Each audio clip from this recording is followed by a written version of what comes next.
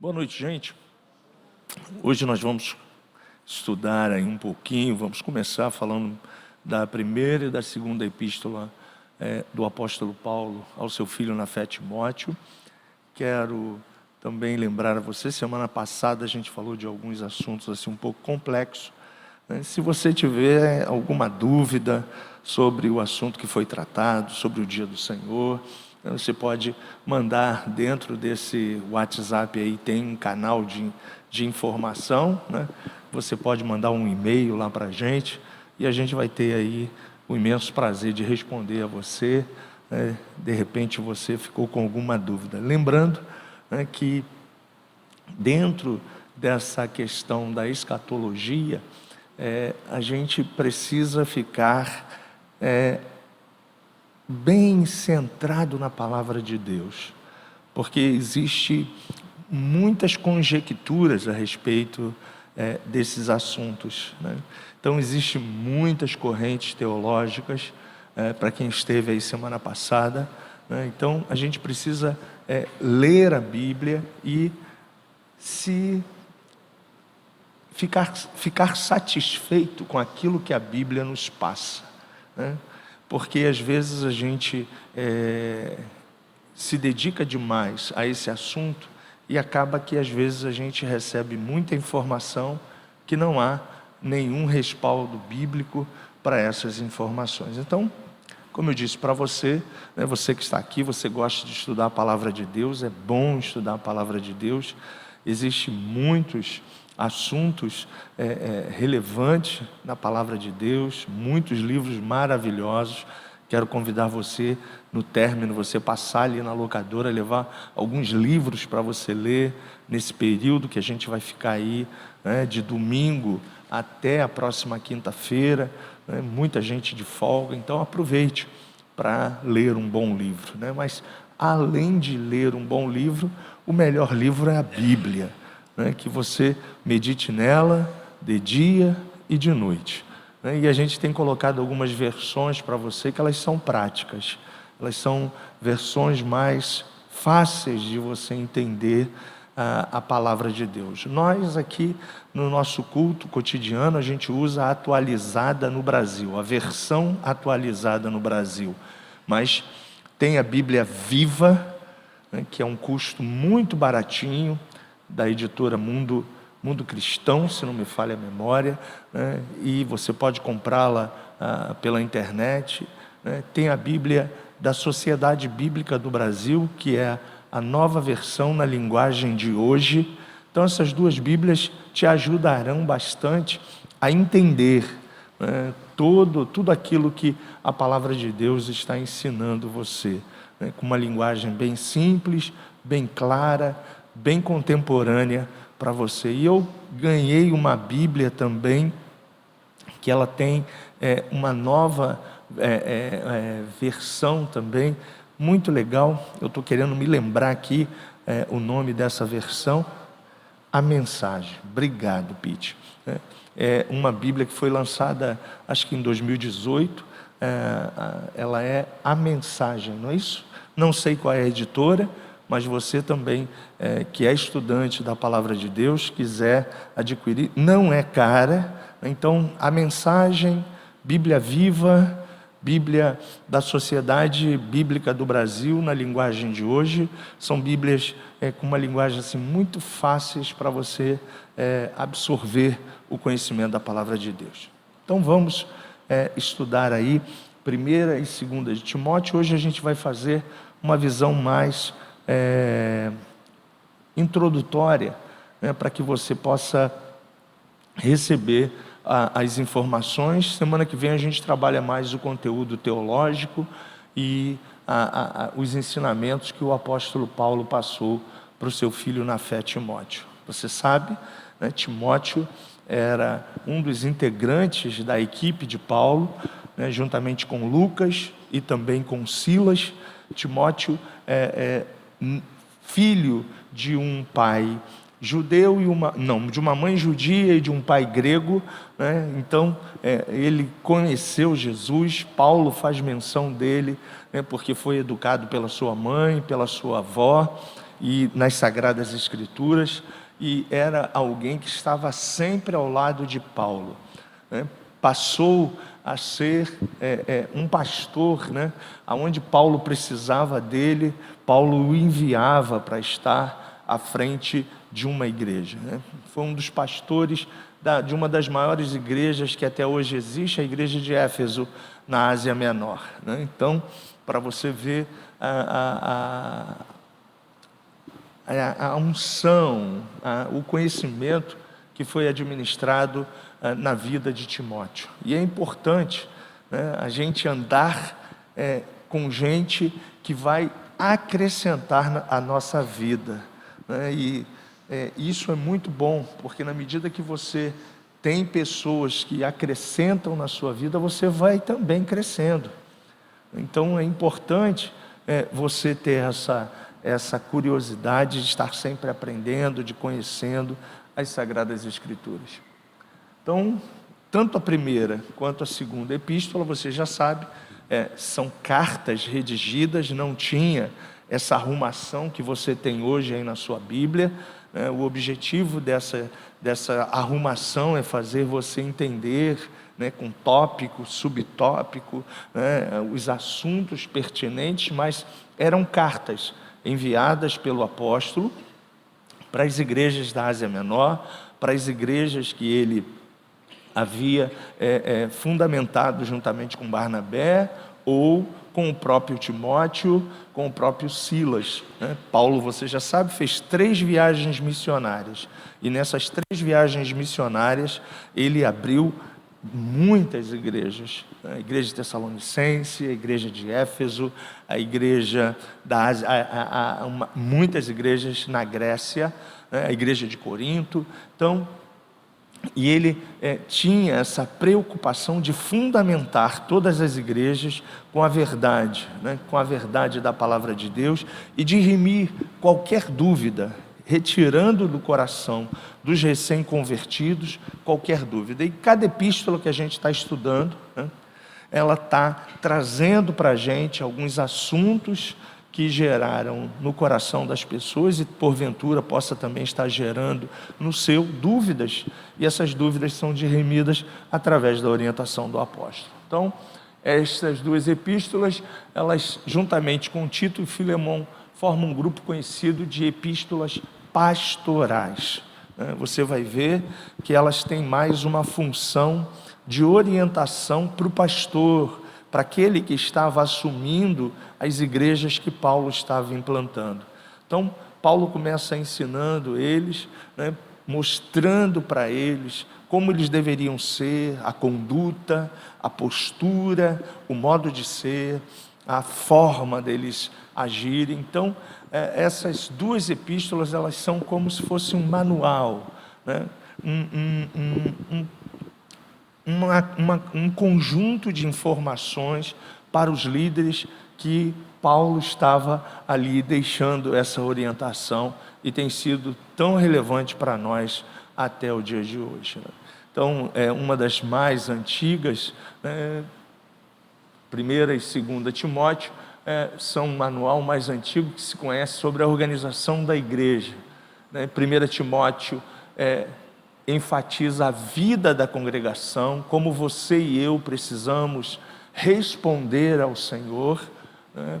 E já 2 Timóteo, ela vai enfatizar mais a vida do líder, como você e eu, né, como líder que somos chamados por Deus para estar à frente, ou dentro da nossa casa, ou numa gestão de uma empresa, como a gente deve se comportar.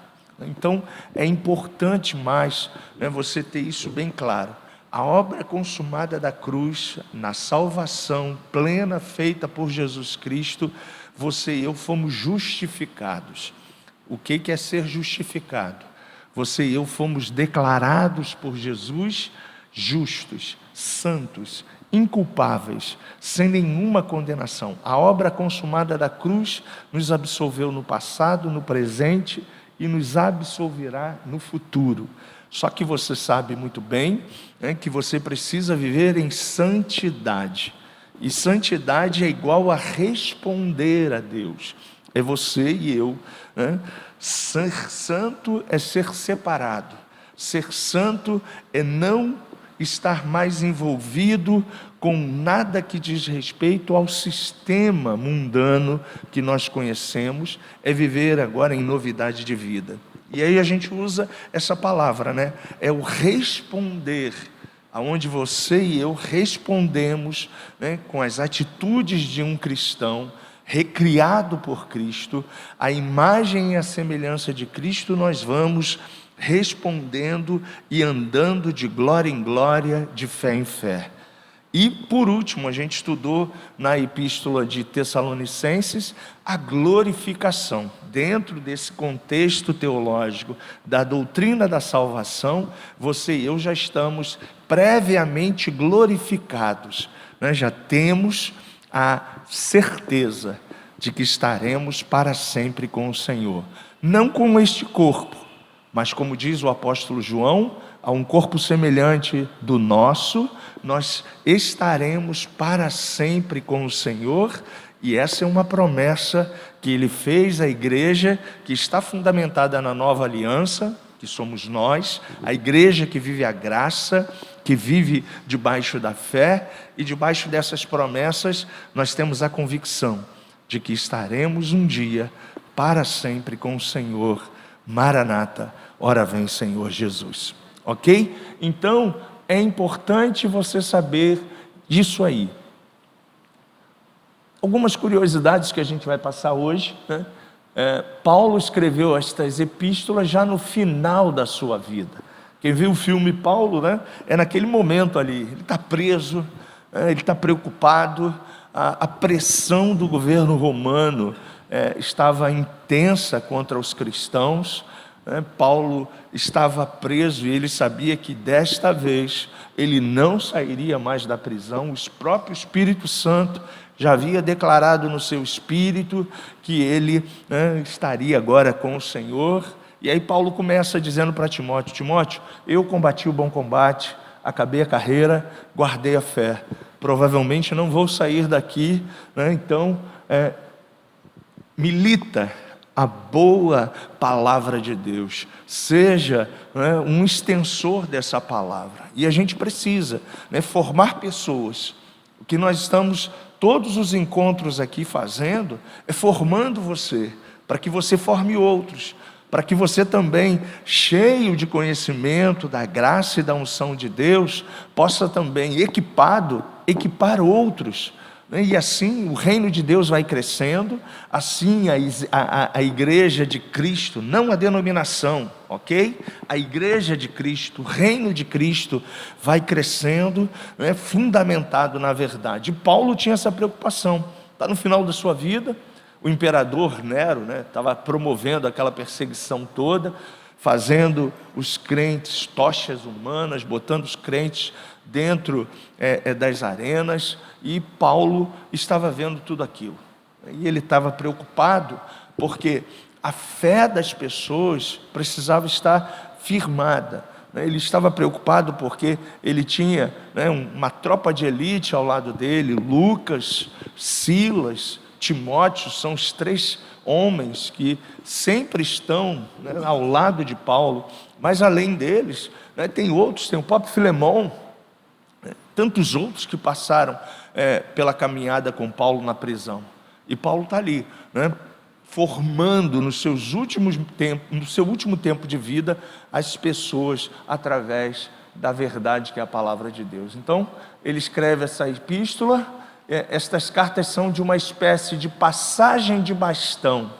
Todo mundo já brincou dessa atividade na escola, né? Provavelmente você vai lembrar, né?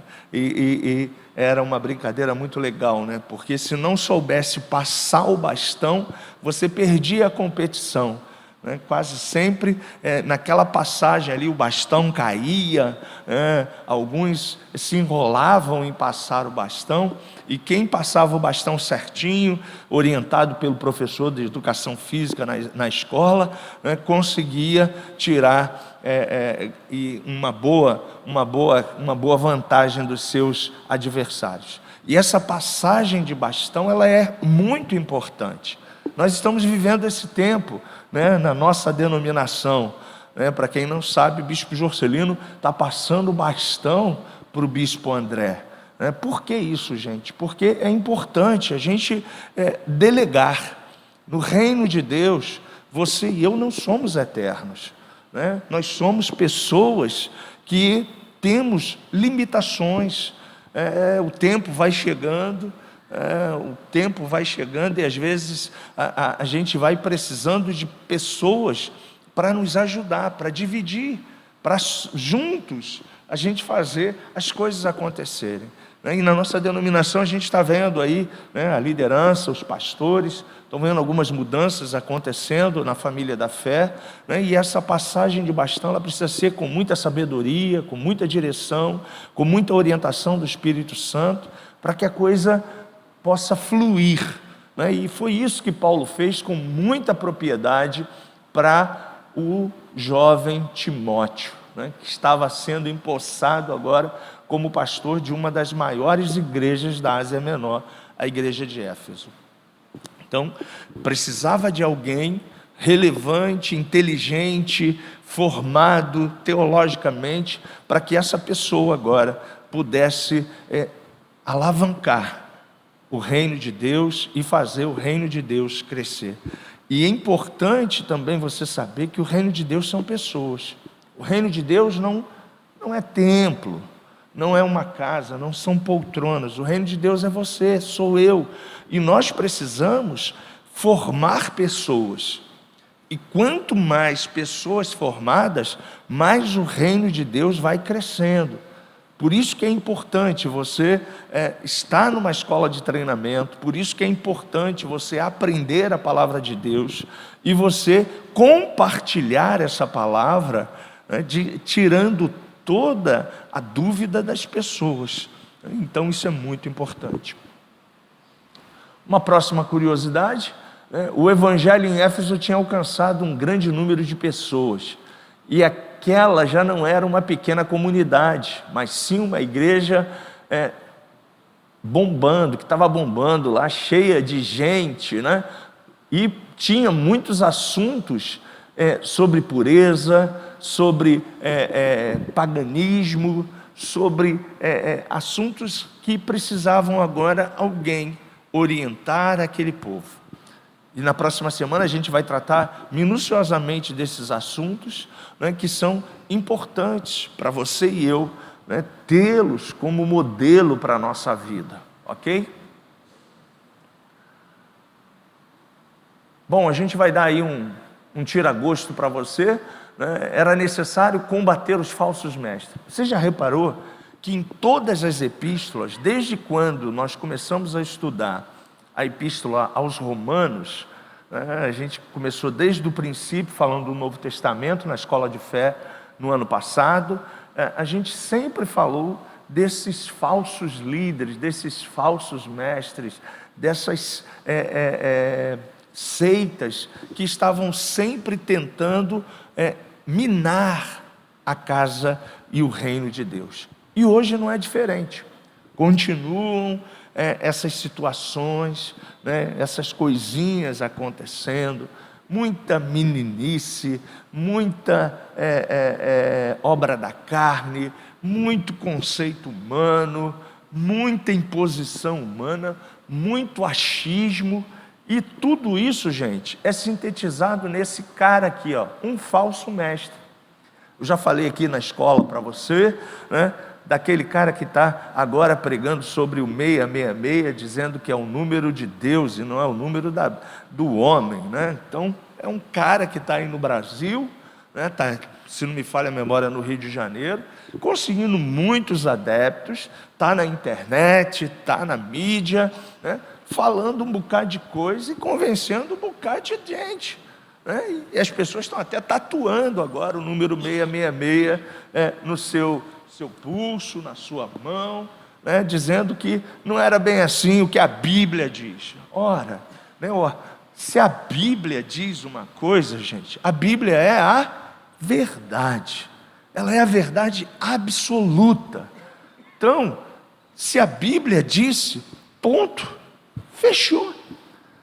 Mas aí um cara vem, começa dando, né, um outro conceito sobre um assunto e consegue iludir muita gente. Então a gente precisa estar atento. Tem uma outra aí que diz, né, que só os 144 mil serão salvos. E eles pregam para que você e eu entremos na turma dos 144 mil. Eu acredito, pelo tempo que já existe essa seita, esse número já até ultrapassou. E aí, quem está agora fora dos 144 mil, como é que vai ser? Mas os caras continuam falando aí sobre isso, deturpando a verdade que é certa. Os 144 mil está lá em Apocalipse? Está, mas não tem nada a ver com o que eles estão dizendo. São 12 mil de cada tribo de Israel, e isso acontecerá depois, naquele período que a gente falou semana passada, do dia do Senhor, onde dessas tribos, dentro das 12 tribos de Israel, 12 mil de cada tribo, fazendo um total de 144 mil, estarão, de uma certa forma, pregando o evangelho daquele momento, e não essa turma aí que continua batendo de porta em porta, de casa em casa. Então a gente precisa combater sempre os falsos mestres que se infiltram na igreja para combater os ensinos cristãos genuínos. Tem os satanistas hoje que frequentam igrejas, você não sabia, mas existe hoje uma igreja de Satã, e esses caras às vezes se infiltram para deturpar também a verdade da palavra de Deus. E a gente precisa estar atento. A gente precisa estar mais do que nunca cheio do Espírito Santo. E quando nós estudamos Coríntios, a gente falou dos dons espirituais. Você lembra? Pois é. Dentro daquele rol que está elencado lá dos 12 dons espirituais, tem o dom de discernir os espíritos. E eu, no dia que eu dei essa aula aqui para você, eu disse o seguinte: o apóstolo Paulo percebeu, juntamente, quando ele estava lá evangelizando em uma das cidades, e ele estava lá evangelizando, e vinha uma moça atrás dele e dos evangelistas, e falava assim: estes homens estão cheios de um Espírito do Senhor, Deus Altíssimo. Tem alguma coisa errada nessa frase? O que você acha? Mas tinha. Tanto tinha que o apóstolo Paulo fez o quê? Repreendeu. E quem deu essa direção ao apóstolo Paulo?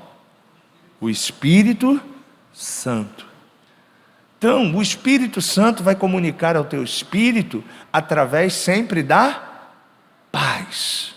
Se você está inquieto, se você está sentindo um desconforto no seu espírito, o Espírito Santo não está naquele negócio, não está envolvido ali. E o apóstolo Paulo percebeu, ordenou, e o Espírito saiu daquela mulher. Então a gente precisa ter essa sensibilidade do Espírito Santo. Mais do que nunca, a gente precisa hoje, minha gente, estar cheio da verdade, da unção do Espírito Santo para perceber. Por não ser mais uma pequena comunidade, mas uma igreja que estava causando impacto, não somente em Éfeso, mas em toda a Ásia Menor, era necessário considerar e orientar os crentes quanto ao lado público de sua fé. Paulo tinha essa preocupação, porque veja bem, se nós, juntamente com a igreja de Éfeso, que somos chamados na Bíblia de gentios, fomos convertidos, nascemos de novo, as nossas ações e as nossas atitudes, elas precisam agora ser atitudes semelhantes à de Cristo. E a gente já estudou algumas cartas que disse, por exemplo, lá a carta de Gálatas, né? Aquele que furtava não furta mais, aquele que roubava não rouba mais, aquele que xingava não xinga mais, aquele que fofocava não fofoca mais, aquele que tinha ciúme, inveja, ira e coisas semelhantes a essa, não faz mais. Por quê? Porque a natureza de Cristo, o Espírito de Cristo, habita em nós e produz em nós, né, o amor, a essência de Deus, o fruto do Espírito, que vai ser demonstrado através das nossas ações. Seremos longânimos, seremos benignos, seremos fiéis, teremos domínio próprio e coisas semelhantes a essa que o Espírito Santo vai estar sempre reproduzindo diariamente através de nós. E para isso, a gente já sabe muito bem, a gente precisa sujeitar, né, e submeter a carne à autoridade do Espírito, porque todos os dias você e eu estamos lutando contra quem? Contra principados, contra potestades, contra as hostes infernais da maldade e contra o nosso maior adversário. Quem é? Você, eu. Paulo diz que ele lutava todos os dias contra ele mesmo. O que eu quero, isso não faço.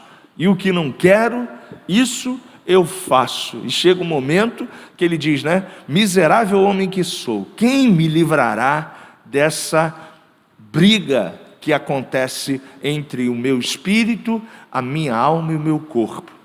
Mas quando a gente submete o nosso espírito e deixa o Espírito Santo dominar todos os compartimentos da nossa alma e do nosso corpo, gente, a gente chega àquele padrão do Paulo, né? Que depois ele diz, né? Sejam semelhantes a mim, porque eu também sou semelhante a Cristo. Sede meus imitadores, porque eu também me tornei um imitador de Cristo. Isso é um processo. A santidade é um processo. O seu crescimento é um processo. É uma vida dedicada todos os dias, renunciando às obras da carne, renunciando às tentações, renunciando tudo. Pastor, mas eu estou sozinho? Claro que não. Você tem dentro de você a natureza divina que te dará condições de resistir qualquer situação e vencer. Você pode dizer amém por isso? Amém. Glória a Deus. E aí, gente, né? Paulo estava preocupado com a formação, porque não era mais uma igreja local, era uma igreja referência. Vou te dar um exemplo. Hoje, quando a gente fala de algumas igrejas aqui no Brasil, elas são quase que uma referência. Quando eu falo para você, né, de Ministério Lagoinha, né, você pensa logo em quem? Diante do Trono. Você pensa mais, né? Você pensa agora num ministério não só nacional e também internacional. Quando você fala de igrejas como a Assembleia de Deus, ADVEC, né? Não estou aqui falando de denominações, bem ou mal, mas você vê que são ministérios que saíram de uma região e hoje eles estão expandindo para outros lugares, para outros estados e até para outros países. A Nova Vida está começando a chegar nesse perfil. Glória a Deus. Mas quando a gente começa a partir para esse perfil, a gente precisa entender, gente, que a gente se torna público. Você sabia disso? Os líderes aqui são públicos. Um dia desse eu estava andando numa praia, em outro, acho que eu já contei isso aqui para vocês, em outro município, estou eu andando lá com meu filho, daqui a pouco, oi pastor, olhei para a pessoa, falei, não conheço a pessoa, mas falou, oi pastor, falei, oi, tudo bem? E se eu tivesse, por exemplo, fazendo alguma coisa errada, o cara já falaria, caramba, é o pastor Marcos. Então, você, como filho de Deus, quanto mais envolvido os irmãos que trabalham no grupo do apoio, os irmãos que são líder, os irmãos que estão envolvidos com alguma atividade na igreja, com certeza, às vezes você não consegue memorizar a imagem de todas as pessoas que você cumprimenta, mas você se torna uma pessoa pública. E Paulo estava preocupado com essa igreja, porque ela estava sendo uma igreja agora, uma igreja referência para a Ásia Menor, gente. Se você tiver curiosidade, chegue em casa, pegue na sua Bíblia os mapas, e você vai ver que a Ásia Menor era um espaço grande, né? Então Paulo estava falando assim, a igreja de vocês está sendo referência para toda essa multidão de gente.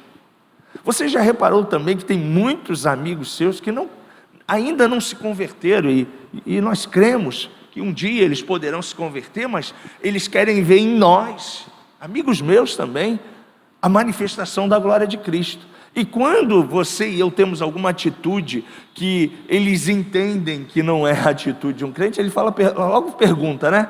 Ué, mas crente faz isso? Já perguntaram a você? Pois é, já perguntaram a mim também, né? Crente faz isso? Crente tem essa atitude?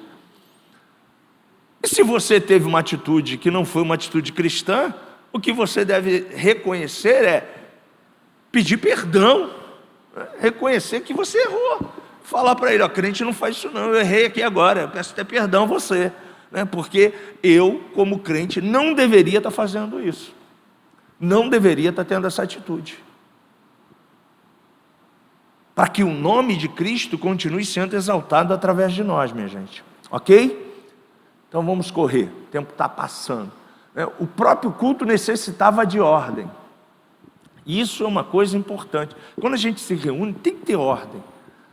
Dentro de casa você tem lá as suas regras, né? Com seus filhos, com a sua casa. Se você ainda não tem filhos, você tem costumes. E são importantes para manter a ordem e a organização da sua casa. Senão vira tudo uma bagunça. Ok? Então é importante, né? E a gente aqui tem algumas coisas que a gente não abre mão. A gente não abre mão, né, das pessoas ficarem do lado de fora conversando no momento culto. Se a pessoa está do lado de fora, a gente vai estar sempre convidando a pessoa para entrar para dentro da casa de Deus. A gente não abre mão de estarmos juntos adorando ao Senhor. A gente não tem essa preocupação de as pessoas às vezes ficarem magoadas, porque a gente fala com muito carinho, com muito jeito, né? Mas é importante as pessoas estarem dentro da casa de Deus. Então, a ordem do culto é fundamental. Paulo está orientando também o trabalho social nessa igreja, por quê? Você já sabe, não havia o BPS, né? Aquele fundo hoje para os idosos acima de 65 anos, né? Que recebem lá um salário mínimo. Naquela época não existia esse fundo assistencial para as viúvas. E Paulo está orientando a Timóteo para que as viúvas, as pessoas que não tinham recursos, não tinham os filhos para manter a organização financeira da casa, né, a igreja pudesse suprir as necessidades dos nossos irmãos. Os escravos e os senhores e os ricos e os pobres estavam todo mundo agora dentro da igreja. E agora, como é que faz? Às vezes um escravo estava lá e o seu senhor também. Como o culto vai ser celebrado? De que maneira? De que forma? E Paulo também passa essa orientação, e a gente vai detalhar isso aí com mais carinho quando a gente estiver falando dos conceitos teológicos. Era necessário haver orientação em relação ao dinheiro e ao estilo de vida. Por quê? Porque o dinheiro, não tem nenhum problema você ter dinheiro. O problema está em você colocar o seu coração no dinheiro. Ok? E Paulo, né, orienta a igreja a saber, né, a ter uma visão certa a respeito do dinheiro, a respeito da prosperidade que Deus estaria conduzindo agora o povo de Deus no reino de Deus, como o dinheiro deveria fazer parte, né, de toda a gestão da igreja de Éfeso. E Paulo também tem essa preocupação, né, de orientar a igreja de Éfeso. Paulo é um cara que traz sempre um novo olhar para a gente, né?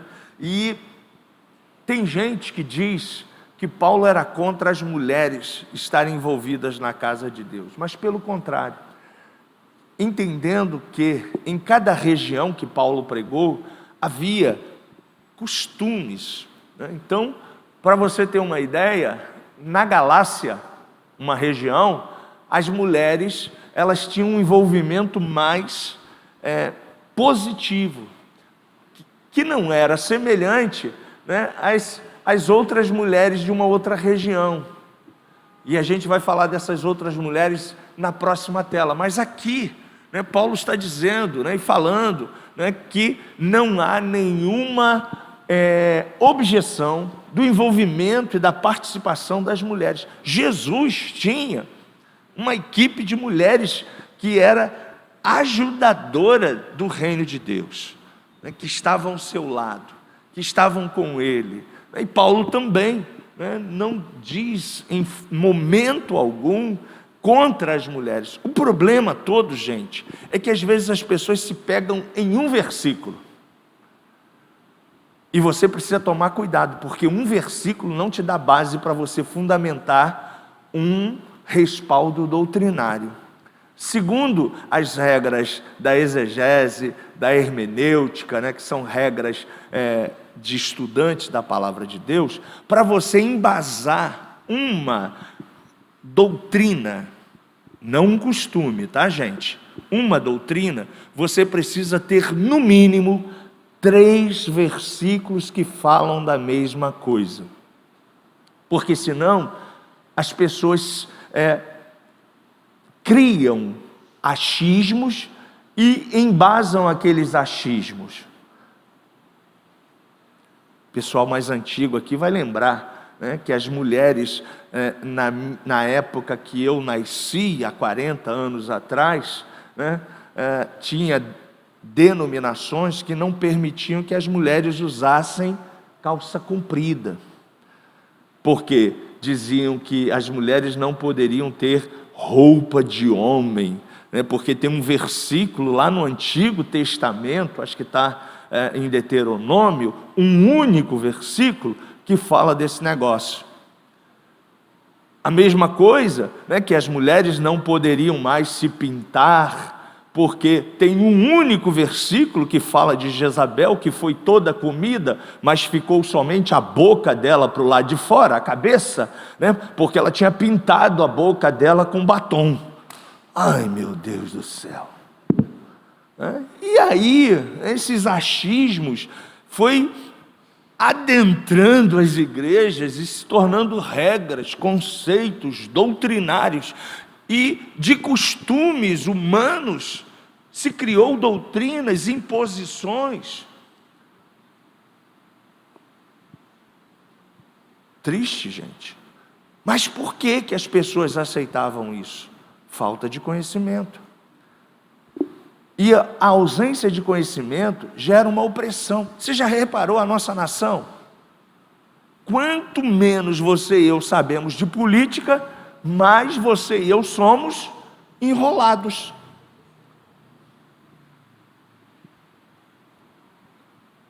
Por qualquer tagarela que aparece em época de eleição. Mas quando você e eu somos instruídos, aprendemos, temos conhecimento, a gente não dá o nosso voto para qualquer pé de chinelo que aparece aí. Você faz uma análise, você tem um critério. Então é importante você e eu termos esse novo olhar. Já tem um bocado de gente aí na internet pregando contra as mulheres. Gente, né? Aliás, internet hoje, né, que tem de abobrinha não está no gibi. Falando que as mulheres não podem ser líder na casa de Deus, falando contra. Gente, a gente precisa ter equilíbrio, né? Paulo era um cara equilibrado. A gente precisa ter esse novo olhar. Agora, por que que aqui ele pontuou a presença das mulheres e aqui em Éfeso ele já deu uma outra palavra? E você vai ver, se você estudar os dois livros, né, que as mulheres em Éfeso eram proibidas por lei de receber educação acadêmica ou religiosa.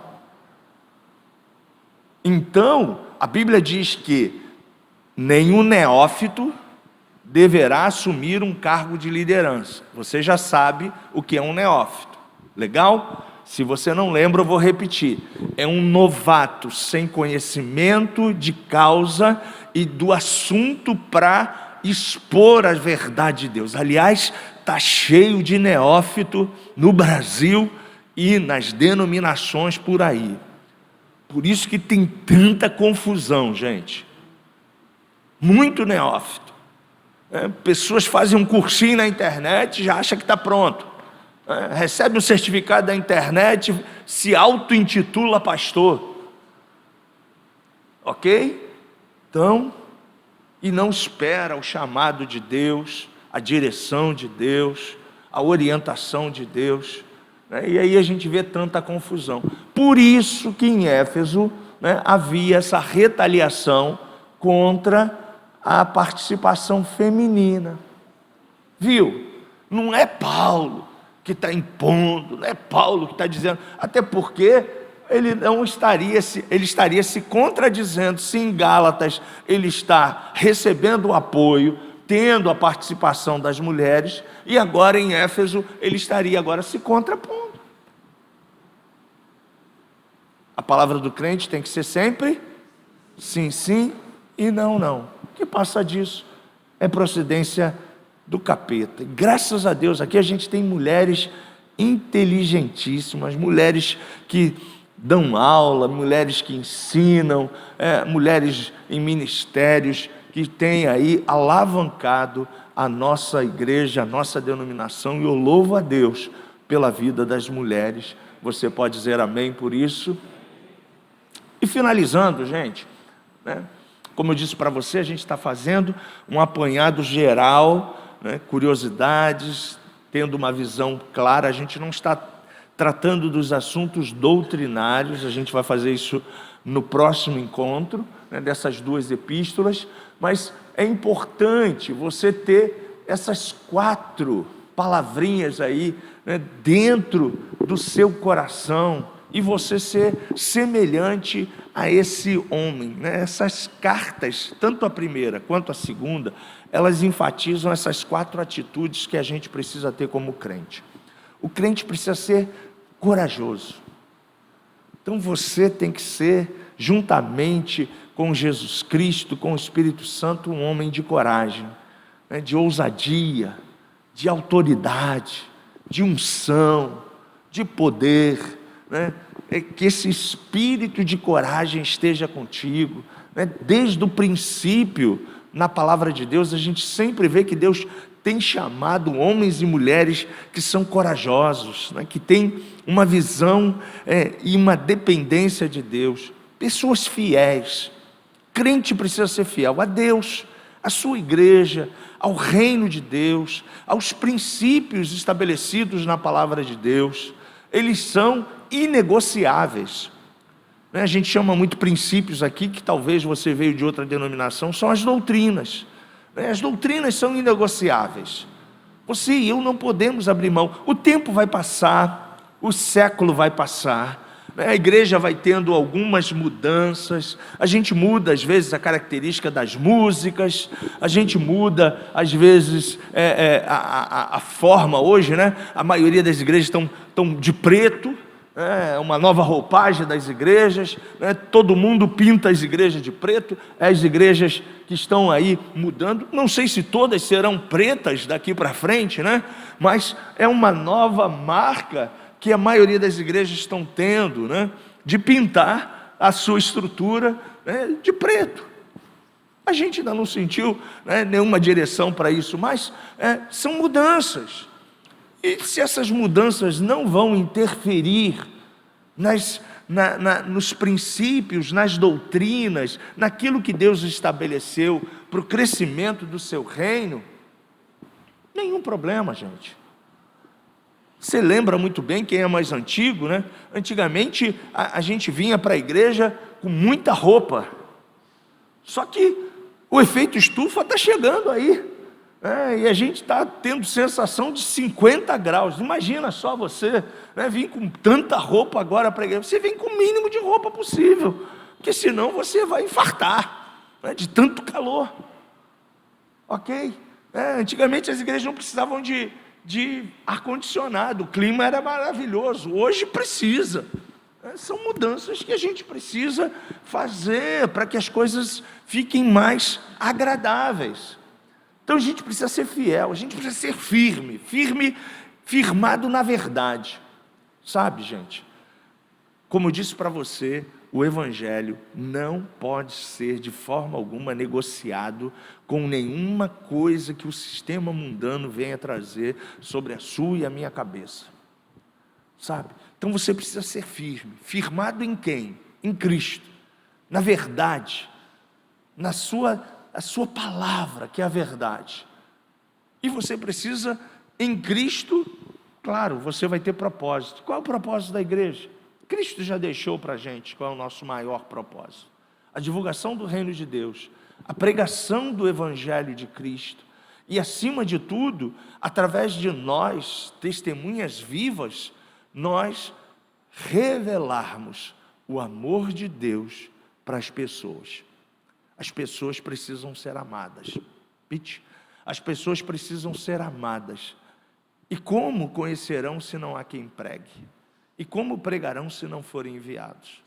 Agora, para você e eu pregarmos e sermos enviados, sem o amor, seremos como o metal que cine, sem nenhuma função, sem nenhuma atitude positiva. Então, que o amor de Deus seja o árbitro da tua vida.